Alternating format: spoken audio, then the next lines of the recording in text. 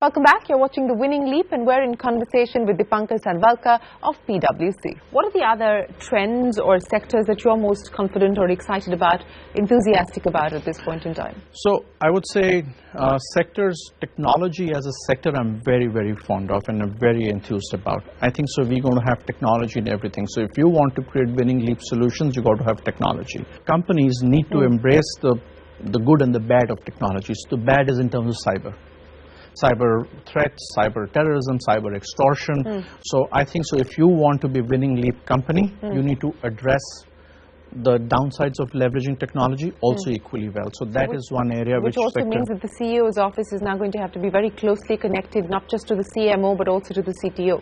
Oh yeah. And it's a different language the CEO needs to learn. They struggle with that, but they have to understand and learn. I think so CEOs are appreciating that this is a real risk which they are facing, and cyber security is really coming up on top of the agenda, and companies are spending time on that, governments are spending time on that and money on that. In terms of other sectors where I'm truly excited about, it's around healthcare and I think so, or financial services. I continue being very bullish on those two. On the healthcare side, do you really see the service side being disrupted significantly to really bring in affordable, low-cost private healthcare solutions? It has to be disrupted. I don't think so the current models are sustainable enough. I think so we are seeing small changes, but it has to be far more aggressive on that side. We have to find a way of doing remote healthcare or remote diagnostics. You see advertisements around that. On the ground you see very less of that. I think so you want to create low cost models in terms of the cost itself needs to come down of healthcare. Again, I think so that is something to my mind government really needs to focus on. If we crack that, I would say as an economy we truly have a winning leap stage. You were talking about e-commerce being one of the sectors that you're excited about, and this is really a sector that has a multiplier impact. Given the fact that everyone is sort of getting prepared in a sense for a shakeout in the e-commerce business in India today, what would it take to create that winning leap? One is about the customer and how can you make your customer sticky, and I think so a lot of work is being done, and frankly a lot of our work with e-commerce companies is all around the customer. The second piece, as you talked about, is the supply side. I think so identifying the products and identifying what I need to put out there is one aspect that gets done. The logistics part and creating efficiencies in that, clearly, I think so more and more work is being done. We are working with companies where we are putting sensors and GPS devices on every sort of thing, right, to determine how can we create more efficiency. Each trip, who needs to make what trip, where we are spending more money on, and so on and so forth, to reduce that cost by just that much, because it's all these wafer thin margins business, right? So you really need to think in those lines. There's volume as well. So I think so the companies which are able to do this well really will come out on tops. You know, when we talk about really creating the winning leap, what do you think that Indian companies at this point in time need to think of beyond just taking the costs out and improving efficiency? So I think so there are brands in terms of conglomerates, the brands itself, which have been created. What we are seeing is that there has not been much of investment or money spent on R&D. And what you're talking about is a function of a lot of money and being spent on R&D and allowing failure to happen. That culture, I think so, needs to come in. That culture needs to be supported in India before we frankly are able to create those IP and products. Is it happening? I think so. You are seeing you're seeing little shoots, green shoots on that, but we still have a way to go, honestly. But you know, from an India point of view, and we've been talking about what the government has been able to achieve and what the government promises it will continue to do to improve the ease of doing business, to bring down transaction costs, to improve infrastructure, you know, whether it's at your ports, on the roads, or even the railway infrastructure and so on and so forth. From an India point of view, you know, what can the government further do to give that leg up to get to the winning leap? I think so. Government, to my mind, has one too many schemes going on. All are important.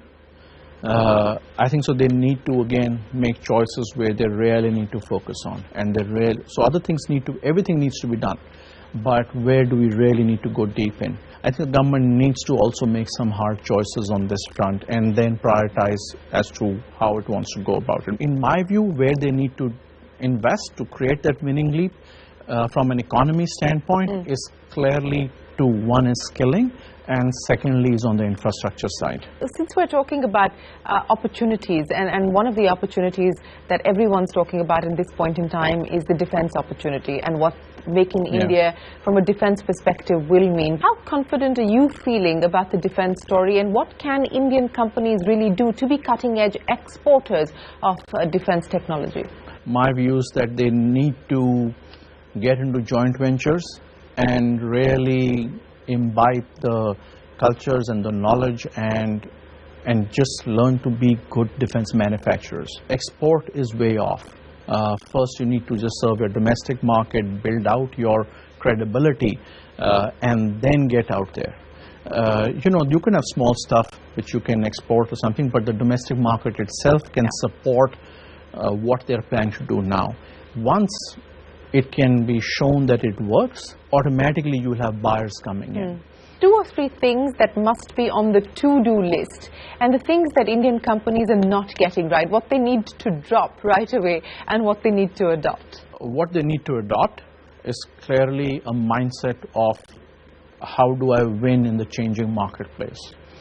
And for that, what decisions we need to take to survive in this changing environment and do well. I think so. Companies which are able to do that clearly will succeed. In a very funny way, I also would say that there are going to be crises which are going to come up, either for companies or for otherwise. How are we prepared for it, and how do you respond to it and react to it is also very important. So what would be the key risks? The key risks could be financial, could be operational, it could be reputational. Something happens somewhere within your organization otherwise. So I don't think so you can predict a crisis, but you can certainly prepare for it. So I think so both being nimble as well as preparing for a worst case scenario, I would say, is something which the companies must do, and deciding what your core strengths are. What you should not do is try to be everything to everybody. I think so the time for that is over. So you have to make those smart choices, and you have to make the sacrifices if you want to survive and stay relevant in the future.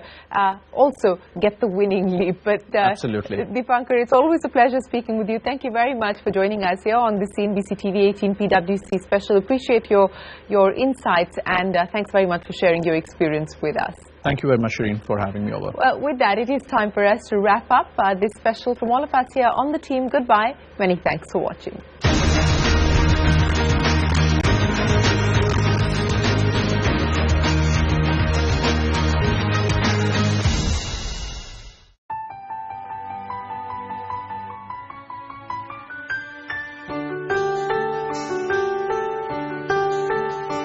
Wow, that was quick.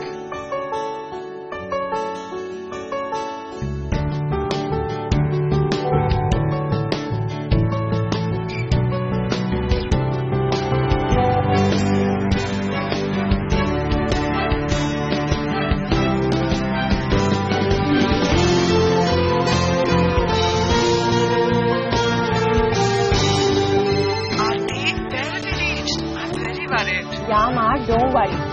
I'm driving on the new expressway, and it's absolutely safe.